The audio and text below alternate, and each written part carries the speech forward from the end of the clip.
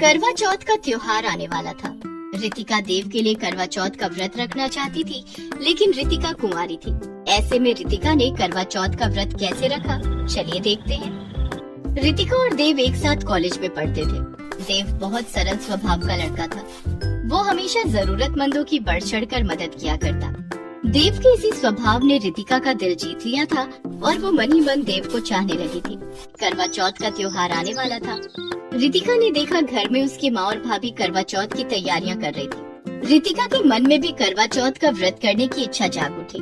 मैं भी देव के लिए करवा चौथ का व्रत करूंगी, लेकिन अगर करवा चौथ वाले दिन मैं भूखी रहूंगी तो सबको शक हो जाएगा और मम्मी तो मुझे भूखा भी नहीं रहने देगी। क्या करूं यार। रितिका अपने मन की बात दूसरे दिन कॉलेज जाकर अपनी सहेली सुमन को बताती है। सुमन कॉलेज के हॉस्टल में रहती थी और रितिका की अच्छी सहेली थी। सुमन, मैं करवा चौथ का व्रत रखना चाहती हूँ। ओहो, करवा चौथ का व्रत, लेकिन किसके लिए? कौन है वो खुशनसीब? तू जानती है, एक ही है वो। कौन? देव? हाँ यार, देव। लेकिन तू व्रत रखेगी कैसे? अपने घर वालों को क्या बताएगी? और तूने देव को बताया? नहीं यार, मैंने देव को कुछ नहीं बताया। जिसके लिए करवा चौथ का व्रत रखेगी उसे ही नहीं बताया। तेरा व्रत कौन तुड़वाएगा? वो सब मैं कुछ नहीं जानती। मैं बस इतना जानती हूँ कि मैं देव को मन ही मन अपना जीवन साथी मान चुकी हूँ और उसकी सलामती के लिए मैं उसके लिए व्रत रखूंगी। ठीक है, लेकिन घर पर कैसे मैनेज करेगी? खाना नहीं खाएगी, पानी नहीं पिएगी तो आंटी सब समझ जाएंगी। इसीलिए तो तुझसे कह रही हूँ कि तू कुछ कर। देख, तू हॉस्टल में रहती है। तू करवा चौथ वाले दिन ना मुझे किसी बहाने से अपने हॉस्टल बुला ले। मैं सारा दिन तेरे हॉस्टल में रहकर व्रत कर लूंगी और शाम को घर चली जाऊंगी।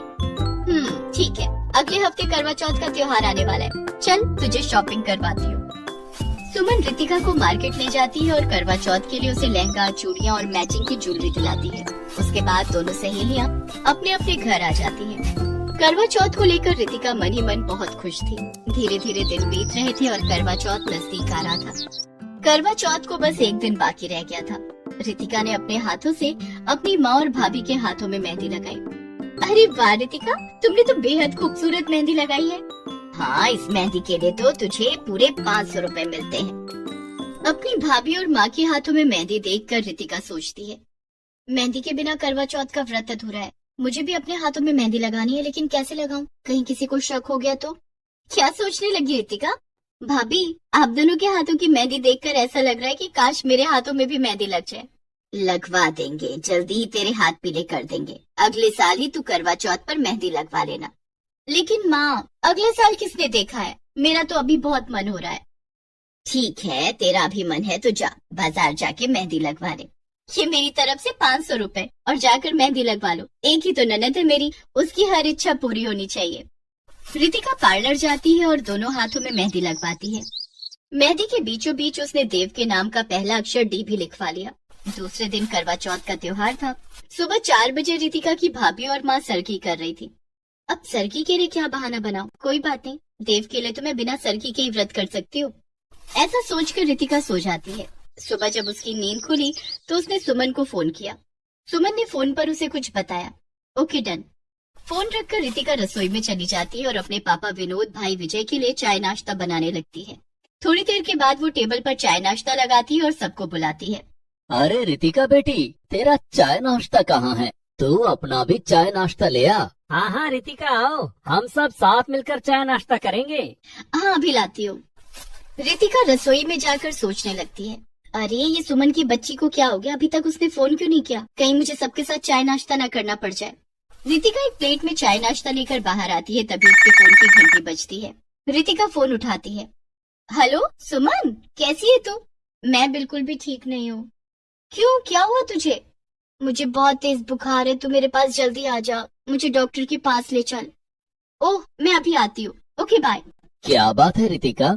पापा, सुमन का फोन था, उसे बहुत तेज बुखार है, उसने मुझे फौरन बुलाया है। बेचारी अकेले हॉस्टल में रहती है, उसकी देखभाल करने वाला कोई नहीं है। कोई बात नहीं रितिका, तू जल्दी उसके पास चली जा। हाँ, लेकिन पहले नाश्ता तो कर ले। भैया, मैं नाश्ता पैक कर लेती हूँ, सुमन के साथ वहीं कर लूंगी। रितिका अपना चाय और नाश्ता पैक करके सुमन के हॉस्टल पहुँच जाती है। थैंक गॉड, तूने बहुत सही समय पर फोन किया, वरना मुझे आज चाय नाश्ता करना पड़ता और करवा चौथ का व्रत नहीं कर पाती। अब ले, ये गरम नाश्ता तू कर ले। सुमन हंसते हुए कहती है, अरे वाह, आलू के पराठे और गर्मा गर्म चाय, मेरी तो मौज हो गई। सुमन की देखभाल के बहाने रितिका सारा दिन उसके साथ हॉस्टल में रहती है और भूखी रहकर करवा चौथ का व्रत करती है। शाम के समय सुमन रितिका को नया लहंगा पहनाकर खूब अच्छे से तैयार करती है। दोनों सहेलियां मंदिर जाती हैं, जहां रितिका करवा चौथ की पूजा करती है और कथा सुनती है। रितिका और सुमन हॉस्टल लौट रहे थे, तभी रास्ते में उसकी भाभी खुशबू की नजर उस पर पड़ती है।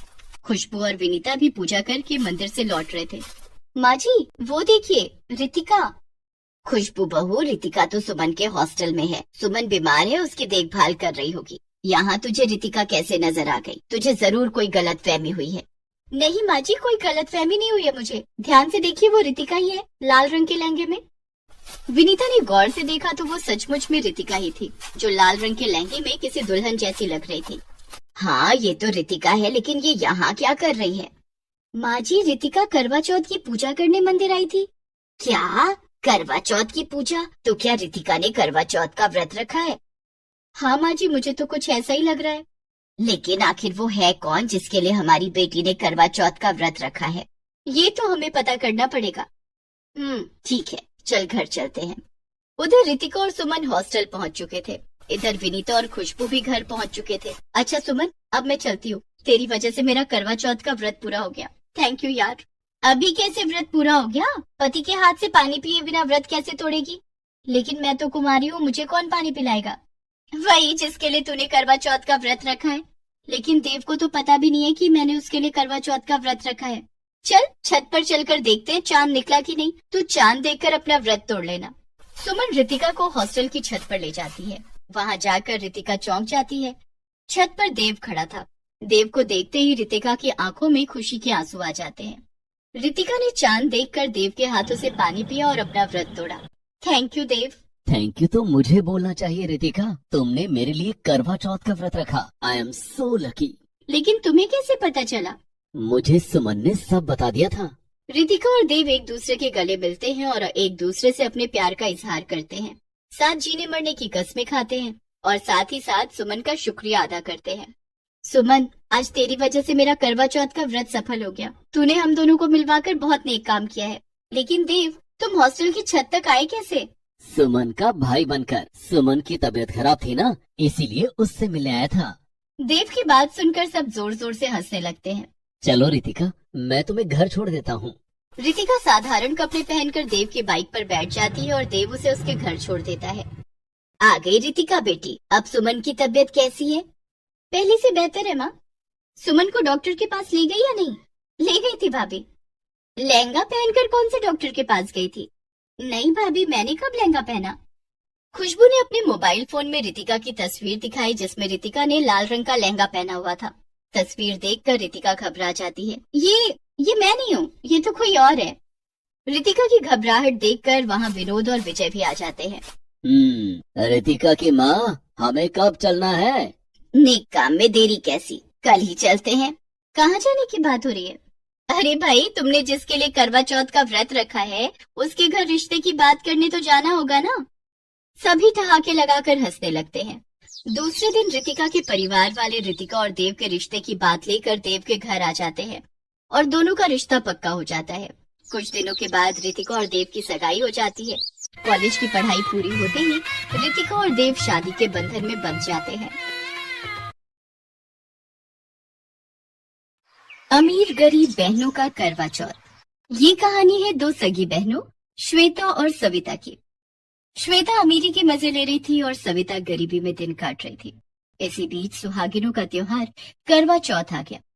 तो आइए देखते हैं कि दोनों बहनों ने किस तरह से करवा चौथ का त्योहार मनाया। श्वेता और सविता दो सगी बहनें थी। श्वेता और सविता के पिता ऑटो रिक्शा चलाते थे। सविता 10वीं कक्षा में पढ़ती थी। एक दिन जब वो स्कूल से घर लौटी तो देखा कि घर के बाहर उसके पिता की लाश रखी हुई थी। दरअसल सविता के पिता जब ऑटो चला रहे थे, तब पीछे से एक ट्रक ने उन्हें टक्कर मार दी। उस हादसे में सविता के पिता की मौत हो गई। सविता की माँ कविता के आंसू थमने का नाम नहीं ले रहे थे। सविता बचपन से ही बहुत समझदार थी। उसने अपनी माँ कविता को संभाला। माँ, तुम परेशान मत हो। होनी को शायद यही मंजूर था। पिताजी हमें अकेला छोड़कर नहीं गए। वो हमेशा हमारे दिलों में जिंदा रहेंगे। पिता की मौत के बाद सविता की पढ़ाई छूट गई थी। लेकिन श्वेता ने तब तक कॉलेज की पढ़ाई पूरी कर ली थी। धीरे धीरे समय बीतता गया।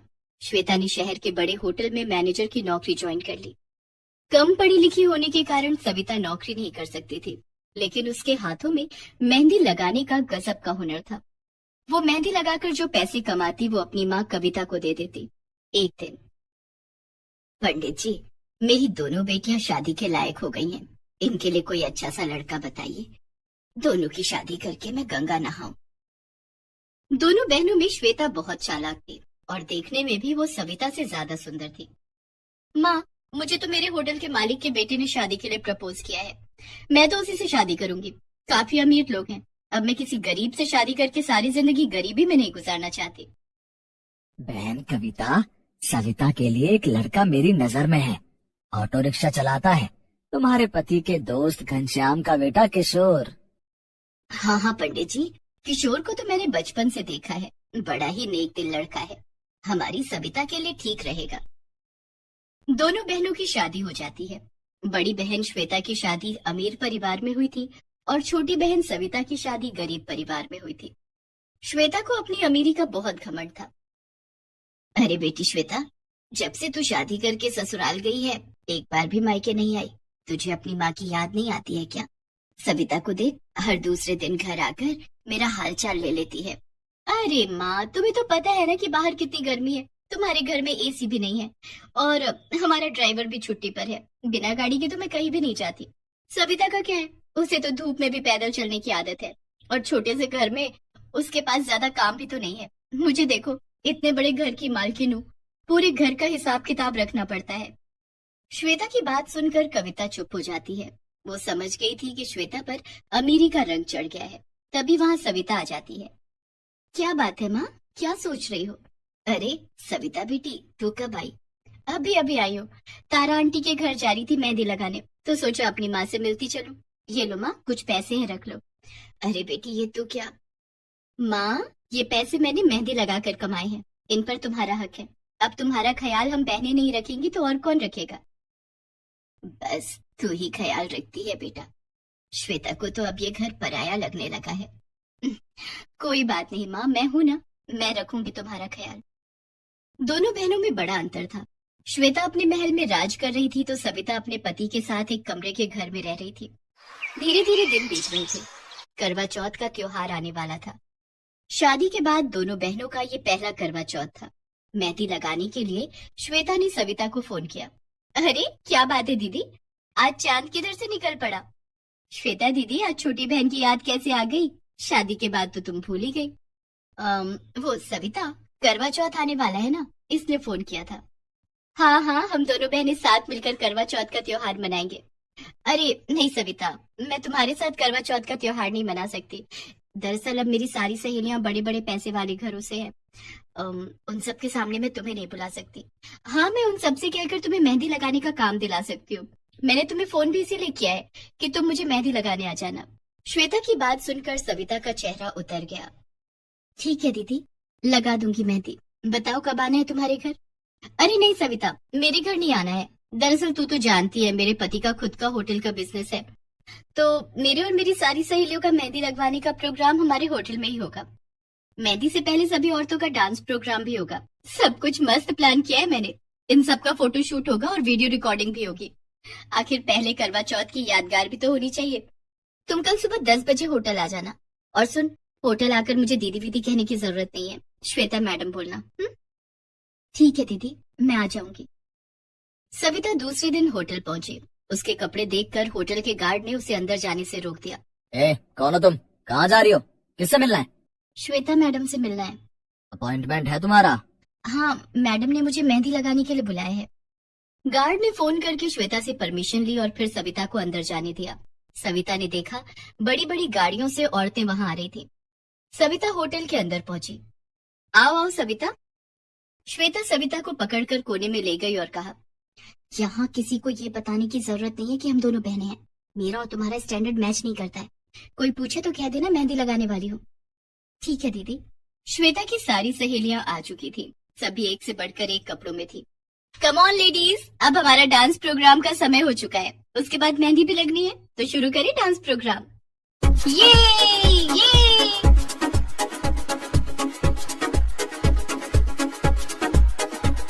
सभी औरतें डांस कर रही थी और फोटोशूट और वीडियो रिकॉर्डिंग चल रही थी।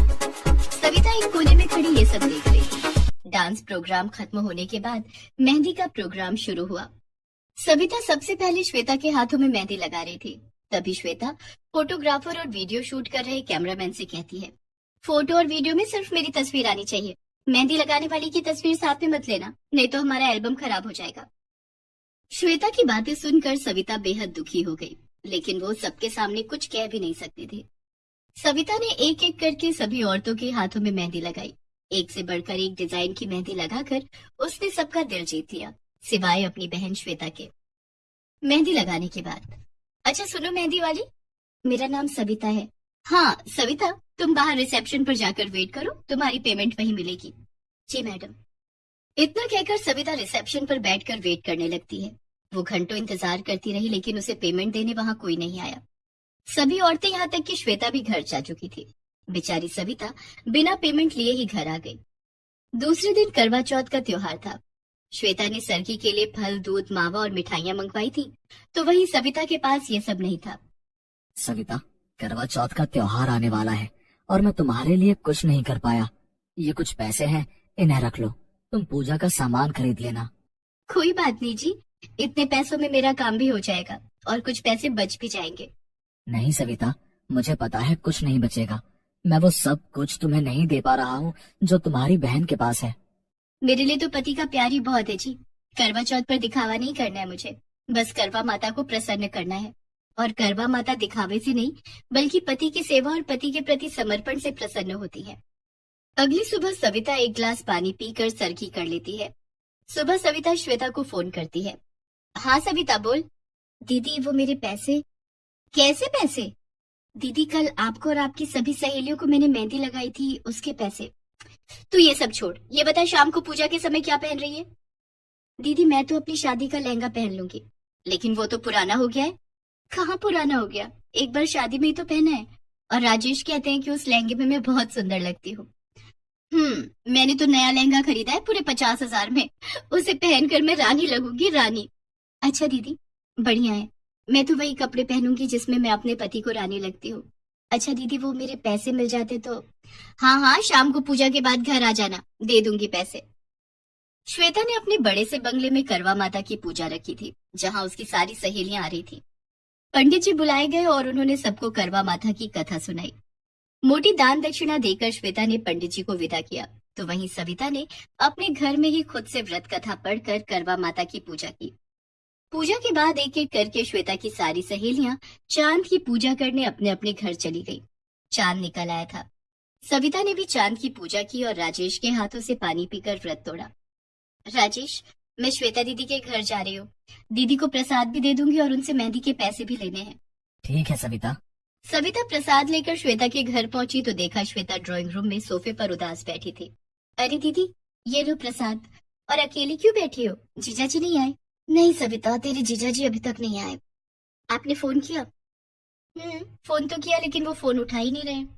तभी श्वेता के व्हाट्सएप पर उसके पति विराट का वीडियो मैसेज आता है।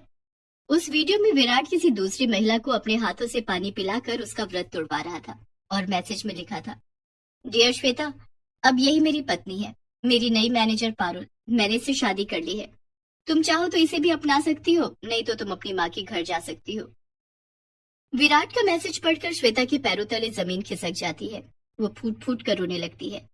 क्या बात है दीदी, तुम रो क्यों रही हो? क्या मैसेज भेजा है जीजा जी ने? श्वेता ने अपना मोबाइल फोन सविता के आगे बढ़ा दिया। अब सविता को सब कुछ पता चल चुका था।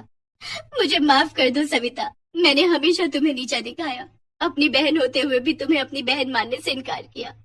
तुम्हें अपनी अमीरी का घमंड दिखाया, लेकिन सच तो यह है कि शादी के बाद से विराट ने कभी मुझे ठीक तरीके से देखा भी नहीं। और आज पता चला कि विराट क्यों मुझसे दूर दूर रहते थे। तुम बहुत खुश नसीब हो कि तुम्हारे पास पति का प्यार है। भारी मन से बिना पैसे लिए सविता अपने घर आ जाती है और अपने पति राजेश को बाहों में भर लेती है। Please subscribe this channel.